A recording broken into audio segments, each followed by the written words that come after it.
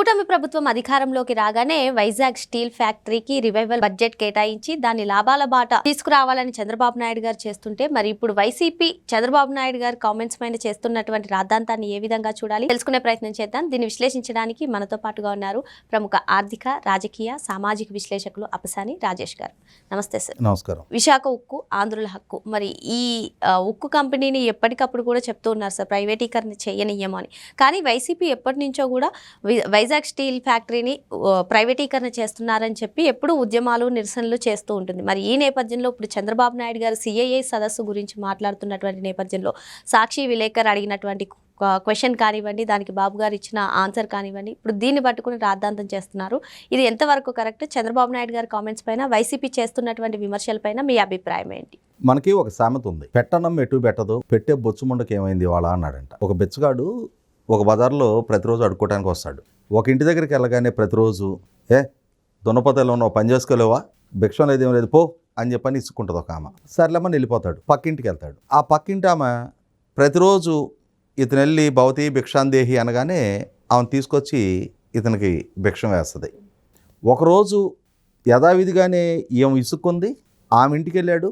ఆమె ఇంటికి వెళ్ళగానే ఆ రోజు ఎందుకు ఆమె ఏ పనిలో ఉందో, ఏ చికాకులో ఉందో, ఈరోజు చేకే తీరిక లేదు, పై ఇంటికి వెళ్ళవయ్యా అని చెప్పని అన్నది. దాంతో ఇతనికి ఎక్కడ లేని కోపం వచ్చేసింది. పెట్టనమ్మ ఎటు పెట్టదు అంటే ఇసుక్కొని తిట్టి పంపించామేమో అమ్మ, ప్రతిరోజు పెట్టే ఆమెమో రోజు పెట్టే బొచ్చుముండకి ఈరోజు ఏమైంది అన్నాడు. అట్లాగే స్టీల్ ప్లాంట్ కార్మికులు వైసీపీ వాళ్ళకు చోటు ఇవ్వటం, వైసీపీ వాళ్ళతో కలిసి పదే పదే ఇది ప్రైవేటైజేషన్ అవుతుంది అని చెప్పని కొన్ని యూనియన్లు అయినా సరే వాళ్ళ వేదిక మీద వైసీపీ వాళ్ళతో కలిపి కూర్చొని ఈ ప్రెస్ మీట్ పెట్టడం చూస్తుంటే 100% ఈ సామెత వర్తిస్తుంది. ఎందుకంటే వాజ్పేయి గారి ప్రభుత్వ హయాంలో కూడా స్టీల్ ప్లాంట్ ఒకసారి సంక్షోభ పరిస్థితిలోకి వెళ్తే ఆ రోజు ఎన్డీఏ ప్రభుత్వం, వాజ్పేయి గారి నాయకత్వంలో ఉన్న ప్రధానమంత్రి గారి ప్రభుత్వం కూడా విశాఖపట్నం స్టీల్ ప్లాంటు ప్రైవేటైజేషన్ చేయాలి అని అనుకున్న రోజున ఆనాడు కూడా చంద్రబాబు నాయుడు గారు పట్టుబట్టి కేంద్ర ప్రభుత్వం ద్వారా ప్యాకేజ్ రప్పించగలిగారు, స్టీల్ ప్లాంట్ని కాపాడగలిగారు. తిరిగి 2015-16 సంవత్సరాల నాటికి లాభాల్లోకి తీసుకొచ్చారు.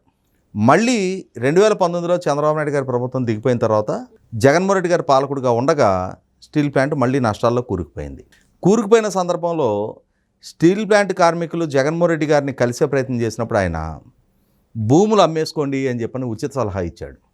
అలాగే నాడు జగన్మోహన్ రెడ్డి గారి హయాంలో చీఫ్ సెక్రటరీగా పనిచేసిన ఎల్వి సుబ్రహ్మణ్యం గారు పదే పదే చెప్తూ ఉన్నారు, స్టీల్ ప్లాంట్ని ఎత్తేసి ఆ స్టీల్ ప్లాంట్ స్థలాల్లో రాజధాని నిర్మాణం చేద్దాము అంటే విశాఖపట్నాన్ని రాజధానిగా ప్రతిపాదించే ఆలోచన ఆయన ఏదో డిసెంబర్ 17 అమరావతి రాజధాని విషయంలో చేసిన ప్రకటనకు ముందుగానే ఆయన అటువంటి కుయుక్తులతో ఉన్నాడు అనేది ఎల్వి సుబ్రహ్మణ్యం గారు ఎన్నో సందర్భాల్లో చెప్తూ వచ్చాడు.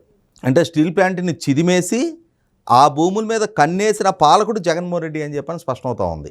మరి జగన్మోహన్ రెడ్డి గారి పరిపాలనా హయాంలో కూడా ఇదే నరేంద్ర మోడీ గారి నాయకత్వంలో ఉన్న ప్రభుత్వం కొనసాగుతూ ఉంది. 1కి 2 సార్లు 10 సార్లు మేము 100% డిజిన్వెస్ట్మెంట్ చేయబోతూ ఉన్నాం అని చెప్పని పార్లమెంటు వేదికగా కేంద్ర ప్రభుత్వం పదే పదే స్పష్టం చేస్తూ వచ్చింది. మరి నాడెప్పుడు జగన్మోహన్ రెడ్డి గారు తనకున్న 22 మంది సంఖ్యాబలంతో విశాఖ ఉక్కు ఆంధ్రుల హక్కు అనే ఆత్మగౌరవ నినాదంతో విశాఖపట్నం స్టీల్ ప్లాంట్ ఎస్టాబ్లిష్ అయింది. 32 మంది బలిదానాల వాళ్ళ సమాధుల మీద ఆ ప్లాంట్ ఏర్పాటైంది. దాన్ని ప్రైవేటైజేషన్ కావటాన్ని మేము ఒప్పుకోం, దాన్ని కనుక మీరు ప్రైవేటీకరణ చేయాలి అనుకుంటే కేంద్ర ప్రభుత్వంలో మీ ప్రతి బిల్లుకి మేము అడ్డం తగులుతామని చెప్పని ప్రభుత్వాన్ని బెదిరించాల్సిన జగన్మోహన్ రెడ్డి ఆ విధంగా ప్రయత్నం చేయకపోగా స్టీల్ ప్లాంట్ యాజమాన్యానికి ఉచిత సలహాలు ఇచ్చాడు, స్టీల్ ప్లాంట్ కార్మికులకి భూములు అమ్ముకోమని చెప్పని. అటువంటి స్థితి నుంచి 2024లో మళ్ళీ చంద్రబాబు నాయుడు గారి నాయకత్వంలోని ఎన్డీఏ కూటమి ప్రభుత్వం కేంద్రంలో రాష్ట్రంలో అధికారంలోకి వచ్చిన తర్వాత చంద్రబాబు నాయుడు గారు అమిత్ షా గారితో 1 గంటకు మాట్లాడారు రాత్రిపూట. అంటే ఆయన టైం అప్పుడు దొరికితే కేంద్ర ఉక్కు శాఖ మంత్రి కుమారస్వామి గారిని వెంట పెట్టుకొని నైటు 2:30కి నిర్మలా సీతారామన్ గారు అపాయింట్మెంట్ దొరికితే అప్పుడు వెళ్ళి ఆమెతో మాట్లాడారు, వాళ్ళను ఒప్పించారు. స్టీల్ ప్లాంట్ 11,400 కోట్ల రూపాయల రివైవల్ ప్యాకేజ్ తీసుకురాగలిగారు. కేంద్ర ప్రభుత్వం నుంచి ప్యాకేజ్ తీసుకురావడమే కాదు, లోన్స్ రీస్ట్రక్చరింగ్కి కానీ వర్కింగ్ క్యాపిటల్కి కానీ 11,400 కోట్ల రూపాయలు తీసుకొచ్చి మళ్ళీ రాష్ట్ర ప్రభుత్వానికి స్టీల్ ప్లాంట్ బకాయిలు ఉన్న 2,400 కోట్ల రూపాయలు 2,500 కోట్ల రూపాయల కరెంటు బకాయిలను కూడా ఈక్విటీ కింద కన్వర్ట్ చేశారు. నీటి బకాయిలను కూడా రద్దు చేశారు. అంటే కేంద్ర రాష్ట్ర ప్రభుత్వాల తరపున సుమారుగా తాము చెయ్యగలిగిన స్థాయిని మించి 15,000 కోట్ల రూపాయల సహాయం చేశారు. ఇప్పుడు ఏం చెప్తున్నారు, అరే స్టీల్ ప్లాంట్ నష్టాల్లో ఉండటానికి కారణం రా మెటీరియల్ కాస్ట్ ఎక్కువ కావటం అని అంటున్నారు. ఐరన్ ఓర్ క్యాప్టివ్ మైన్స్ లేకపోవటం కారణం అంటున్నారు. ఇక్కడ గమనించుకోవాల్సింది ఏంటి అంటే భారతదేశం నుంచి ఐరన్ ఓర్ ఇంపోర్ట్ చేసుకొని చైనాలో స్టీల్ ప్లాంట్లు సర్వైవ్ అవుతూ ఉన్నాయి, జపాన్లో స్టీల్ ప్లాంట్లు సర్వైవ్ అవుతూ ఉన్నాయి. ఇక్కడి నుంచి ఇంపోర్ట్ చేసుకొని మనం ఒరిస్సా నుంచి ఛత్తీస్గఢ్ నుంచి ఐరన్ ఓర్ తీసుకొచ్చుకొని ఐరన్ ఓర్ తీసుకొచ్చుకోవటం వల్ల నష్టాల్లో మునిగిపోతుందని చెప్తా ఉన్నారు. అంటే ఎంత దూరం ఇక్కడి నుంచి ఇక్కడికి. అయినా సరే ఆ సమస్యను కూడా అధిగమించడానికి Orissa mining development corporation, ONDC అంటారు, వాళ్ళకు సంబంధించిన కొన్ని గనుల్లో విశాఖపట్నం స్టీల్ ప్లాంట్కి 51% వాటా ఉంది. వాటిని తవ్వుకోవటం కోసం ఒరిస్సా ప్రభుత్వంతో మాట్లాడి ఆల్రెడీ ఇప్పుడు ఒరిస్సాలో కూడా బీజేపీ ప్రభుత్వం వచ్చిన మీదట, ఎన్డీఏలో తెలుగుదేశం బీజేపీ భాగస్వామ్య పక్షాలు అయిన మీదట వాళ్ళ సహాయ సహకారాలు కూడా తీసుకుంటూ ఫారెస్ట్ క్లియరెన్సెస్, మైనింగ్ అనుమతులు కూడా తీసుకోవడం జరిగింది. ఎన్విరాన్మెంటల్ క్లియరెన్స్ కోసం వెయిట్ చేస్తూ ఉన్నారు. బహుశా నేను అనుకోవటం ఇంకో 1-2 నెలల్లో ఆ అనుమతులు కూడా రావడానికి ఆస్కారం ఉంది. అంటే ఇన్ని ప్రయత్నాలు ఎందుకు చేస్తూ ఉన్నారు, ఆ స్టీల్ ప్లాంట్ని ప్రైవేటైజేషన్ కాకుండా కాపాడుకోవటం కోసం. సాక్షాత్తు కేంద్ర ఉక్కు శాఖ మంత్రి కుమారస్వామి గారు విశాఖపట్నం స్టీల్ ప్లాంట్ సందర్శనకు వచ్చిన రోజు ఆయన అక్కడ స్టీల్ ప్లాంట్ డైరీలో రాశారు ఆయన స్వహస్తాలతో, విశాఖపట్నం స్టీల్ ప్లాంట్ని పబ్లిక్ సెక్టార్లోనే కొనసాగించే ప్రాసెస్లో మేము ఉన్నాము అని చెప్పని. ప్రైవేటైజేషన్ అయ్యే ఆలోచన నుంచి పబ్లిక్ సెక్టార్లో కొనసాగించడం కోసం మేము ప్రయత్నం చేస్తున్నామని చెప్పని రాశారు ఆయన. అంటే కేంద్ర ప్రభుత్వం తాను నిధులిస్తూ సహకరిస్తుంది, రాష్ట్ర ప్రభుత్వం తన వైపు నుంచి సహాయ సహకారాలు అందిస్తుంది, రాష్ట్ర కేంద్ర ప్రభుత్వాలు కలిపి సైర్జ్యతోటి ఐరన్ ఓర్ సమకూర్చే ప్రాసెస్లో ఉన్నారు. గతంలో ఒక బ్లాస్ట్ ఫర్నేస్కి పరిమితమైన ఉత్పత్తి ఇవాళ 3 బ్లాస్ట్ ఫర్నేసులకి తీసుకురాగలిగారు. ఇవాళ 80% ప్రొడక్షన్లోకి వచ్చింది. అయినా సరే పదే దీన్ని ప్రైవేటైజేషన్ చేస్తున్నారు అని చెప్పని కార్మికుల్ని ఎమోషనల్గా ఎక్స్పెక్ట్ చేసుకుంటే ప్రయత్నం చేస్తూ ఉన్నారు. ఆ చేస్తున్న సందర్భంలోనే చంద్రబాబు నాయుడు గారి దగ్గర మొన్న విశాఖపట్నం సిఐఐ కన్వెన్షన్ సందర్భంగా ఆ ముగింపు గురించి బ్రీఫింగ్ ఇవ్వడానికి ఆయన ప్రెస్ మీట్ పెడితే సాక్షి విలేకరు ప్రశ్నించినప్పుడు డెఫినెట్గా ఎవరికైనా ఆ ఫ్రస్ట్రేషన్ వస్తుంది. ఎందుకంటే ఇందాక నేను చెప్పినట్టుగానే ఇవాళ ఆ స్టీల్ ప్లాంట్ కోసం నిజాయితీగా చిత్తశుద్ధితో అంకిత భావంతో పనిచేస్తున్న ప్రభుత్వాన్ని, పాలకుల్ని పదే నిందలు మోపుతూ ఉంటే, అసలు స్టీల్ ప్లాంట్ గురించి పట్టించుకోకుండా స్టీల్ ప్లాంటు మునిగిపోతున్నా, నష్టాల్లో కూరుకుపోతున్నా, బ్లాస్ట్ ఫర్నేసులు బంద్ అవుతున్నా కూడా కనీసం మాత్రం దాని మీద శ్రద్ధ పెట్టని వైసీపీ పార్టీతోటి అంటగాగుతా కొన్ని యూనియన్ల వాళ్ళు ఇవాళ ప్రభుత్వాన్ని నిందిస్తూ ఉన్నప్పుడు ఆ స్టీల్ ప్లాంట్ కాపాడాలి, మళ్ళీ లాభాల్లోకి తీసుకురావాలి, దాని భవిష్యత్తు సుస్థిరం చేయాలని చెప్పని ప్రయత్నిస్తున్న పాలకులకి డెఫినెట్గా ఫ్రస్ట్రేషన్ వస్తుంది. కాబట్టి మన విశాఖపట్నంలో జరిగిన ప్రెస్ మీట్లో సాక్షాత్తు చంద్రబాబు నాయుడు గారు విలేకరు సంధించిన ప్రశ్నకి ఆయన డెఫినెట్గా ఇరిటేట్ అవుతారు.